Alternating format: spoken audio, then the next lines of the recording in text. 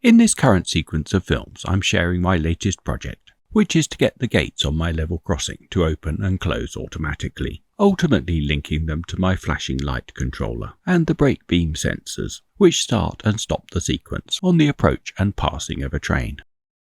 I finished up part 1 having successfully motorized the gates using servos controlled by a Raspberry Pi Pico, and although this is still quite a long way from being fitted to my layout, I'm going to start part 2 by refining the standalone crossing, making my own 3D printed gates, mounted directly on the servos, fitted underneath the base, which has also seen quite a bit of development. For my 3D design I'm using Tinkercad, a bit of free software, relatively intuitive to use, but capable enough for some fairly complex stuff. Under my base I've got some negative spaces, exactly the same size as the top of my servos, with a hole above each of the spindles, onto which my gates will fit directly. Whilst loosely based on my off-the-shelf ones, I've completely redesigned the gates and posts, adding a socket underneath the hinge, the exact size to fit snugly on top of the servo, the top level with the base. For their fine detail I'll be 3D printing the gates and posts in resin, but for the larger base I'll be using my filament printer, and with the 2 parts of that exported, I'm going to get Cura to slice the designs into layers. I actually want my base to print upside down, the top directly on the print bed, so the holes for the servos are printed as cleanly as possible. This does mean I'll need some supports for the track bed on the top. Removing these always leaves some scrappy bits behind, so I want them to be in the least conspicuous place. When slicing is complete, we can preview the object, running down through the print layers. Here we can see the crisscross of the infill, and the pale blue of the tree supports holding up the base of the track bed. Then the recesses for the servos, which will just press in place, without needing glue or any other fixing. And happy with our slice file, we can save it to an SD card, ready for printing, with my slow but steady Ender 3 Neo, very much the budget end of printers, and 9.5 hours later, our print is done. Having a large surface area, our base is pretty stuck to the bed, even when fully cooled. But rather than trying to prise off in situ, I'm going to unclip the glass and put the whole thing in the freezer, leaving it for about half an hour to get really cold. A trick I've discovered helps free up even the most stubborn prints, without having to shell out for a flexible mat. After 30 minutes, a lot of prints will virtually fall off the bed, but this one proved a little bit more tenacious, needing a bit of leverage to finally let go. This was partly because I used quite a bit of glue stick to make sure the diamonds printed properly, and the bases of the tree supports got a good foundation. We really don't want those failing halfway up. Now, with their job done, we can set about removing the supports, gradually snipping away with my cutters, and getting in underneath to lever them up, breaking them away from the supported surface underneath, which as you can see is far from smooth, but that really isn't a problem as the track will cover it up, the sleepers sliding in under the recesses on either side. At the ends I've simulated a bit of ballast, but at the end of the day that can be covered and blended in with the rest of the ballasting of the track, bringing it up to just below the surface of the crossing, the roadway of which can also be integrated into the layout. My track simply slides in from the end, the sleepers tucking in under the sides, leaving the top of the rails just slightly proud of the surface, ensuring smooth running for trains over the crossing. For vehicles, we obviously need to add the centre section, fitting directly over the sleepers.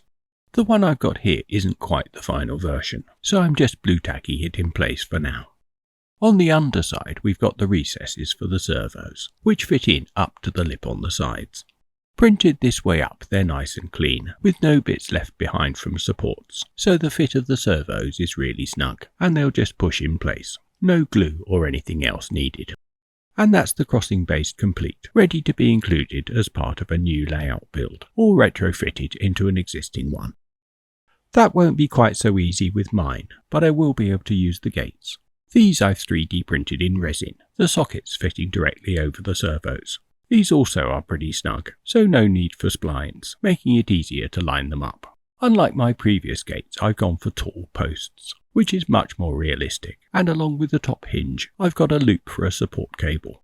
At the bottom there's a tab, and this just fits in the slot in the base, pushing down so the hinge loop fits over the rod, which will keep the gate upright, allowing it to pivot around the axis of the servo.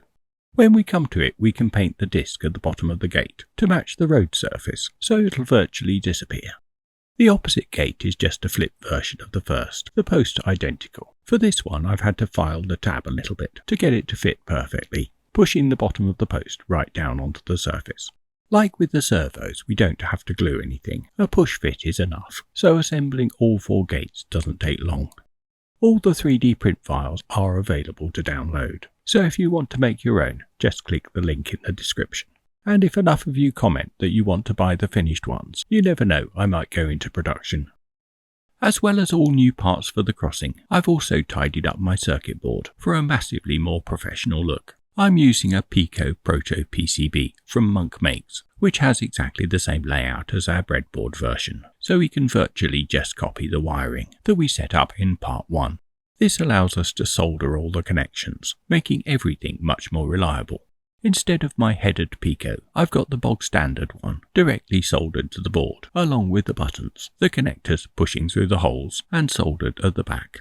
Instead of all the unwieldy cables, my circuitry uses a bunch of connectors from the jumper wire kit we started using in part 1, and like the buttons, these are soldered on the back of the board, leaving the front neat and tidy. Once again, we're using the outer columns for the 5V positive and common ground for both servos and buttons. For the servos, I've got some headers, so I'll be able to plug them in directly, and with some careful routing, I can keep the wires to a minimum, using the outer rails on the near side to connect the buttons up to their pins on the Pico, which are now 11 and 12, the servos still using 15 and 16. With my breadboard version, a great deal of the unpredictability was down to dodgy connections, so the soldered headers should make a massive difference. The wires for diagonally opposing servos plugging in directly next door to each other, a whole lot more stable than before. The other 2 plug into the header on the other side, sharing pin 16, and it's important to make sure all of the yellow wires are on that side, with orange and brown on the other 2 pins for positive and negative. Now we can plug in the Pico either to our host computer or directly to the power supply, which automatically launches our main.py program. Our gates immediately operational, green button for open, red for close, all working smoothly apart from one small glitch, in that the open gates don't quite line up. We can sort that out by getting back into the code and tweaking the servo frequency for that pair of gates. And now they open that little bit wider, lining up just fine.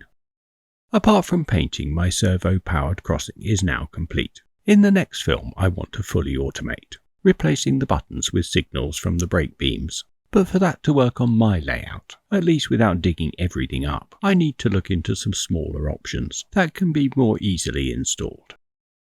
For my first attempt at this, I've got some tiny stepper motors, which I bought from eBay, in a pack of 5, which actually cost less than £6, so as well as being much smaller than our servos, are quite a bit cheaper. Mine came without wires, so I've soldered a bit of ribbon cable to the 4 terminals, the positive and negative of the 2 coils inside. The order of these is really important, so I've written it all down on a post-it note. Rather than connecting directly to the Pico, we need a driver, one that can handle the 3 to 6 volts of my motors, and this we're going to push into our breadboard, along with a fresh Raspberry Pi Pico, although we could have reused the one from before. I got both Pico and driver from the Pi Hut, and on the product page we've got the wiring diagram, which we're going to follow using short jumpers from the kit we used earlier. Like with the servos, I'll be using the outer rails of the breadboard, connecting to the 3V output and ground pins of the Pico to provide the power.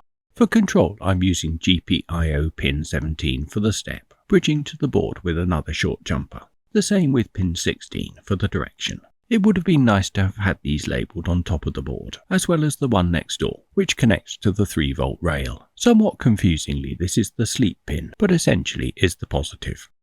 For the negative, I'm actually going to use the rail on the other side, for the shortest route to the ground on the driver, helpfully indicated with a square top, just like the ground pins on the Pico.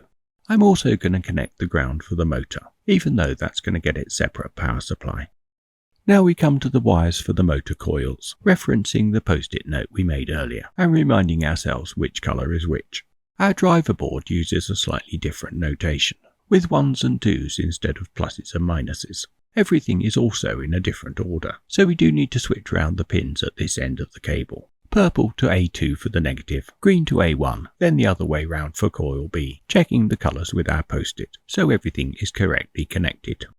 Initially, for motor power, I've done what's suggested, with a couple of AAA batteries, providing a separate 3-volt supply. I've even got an independent switch on the battery box, so I can turn it all off when not in use.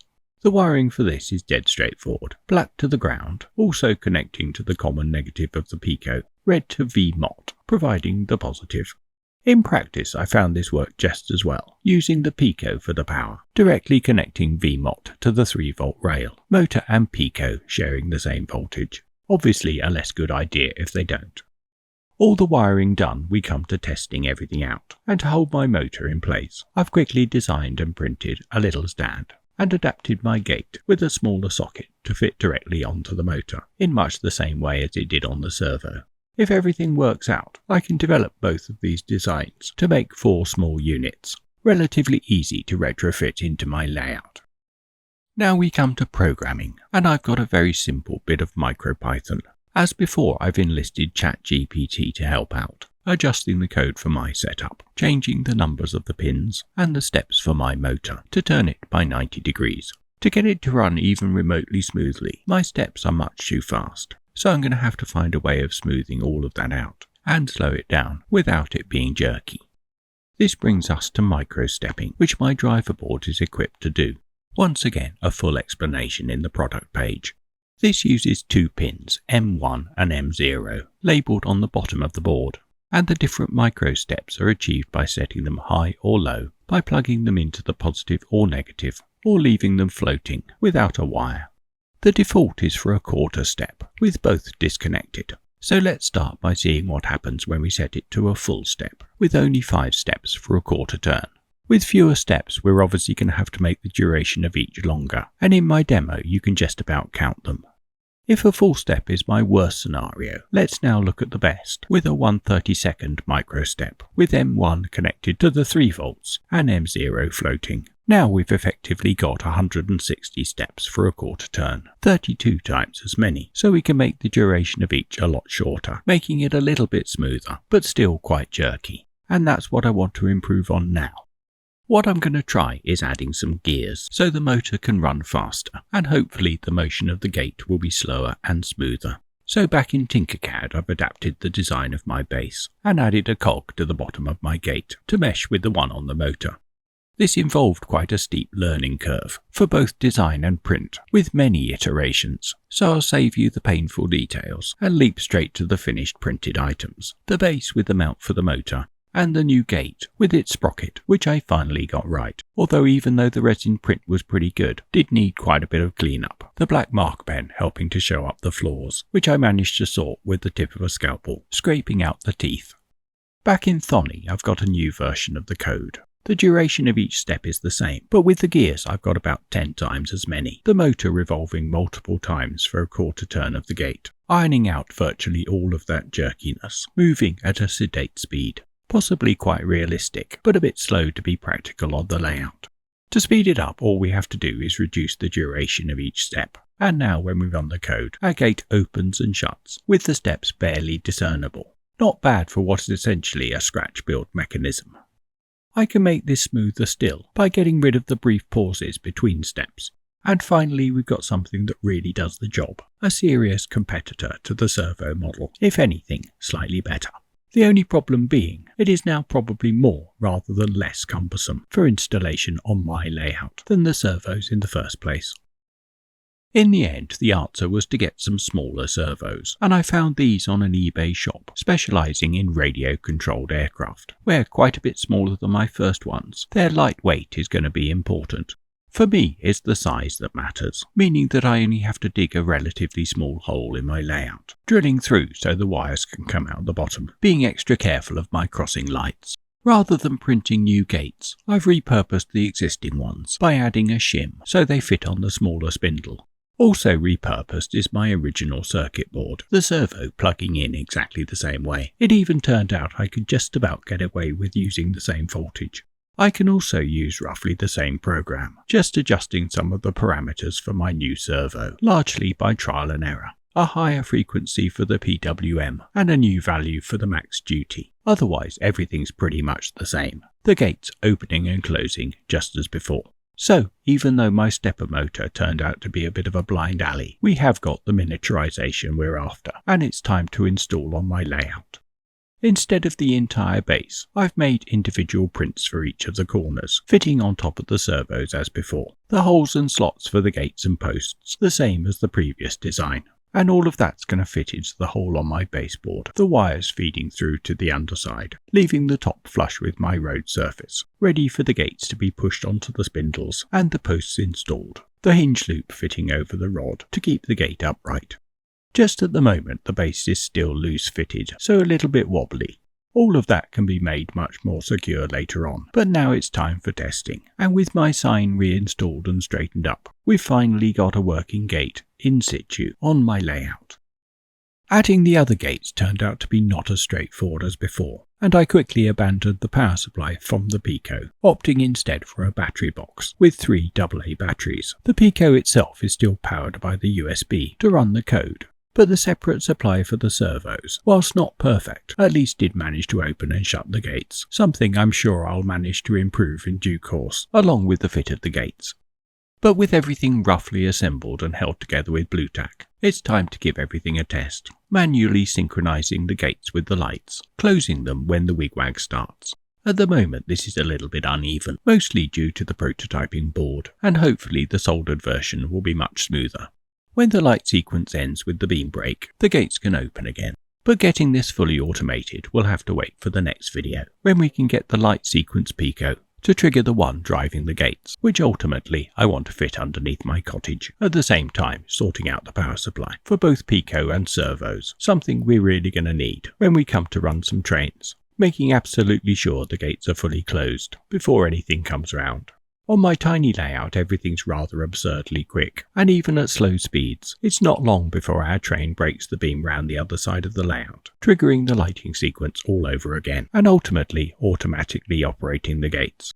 On a much larger layout, that can be quite a bit more realistically paced, accommodating much longer trains as well, the gates opening again only when the last wagon is passed.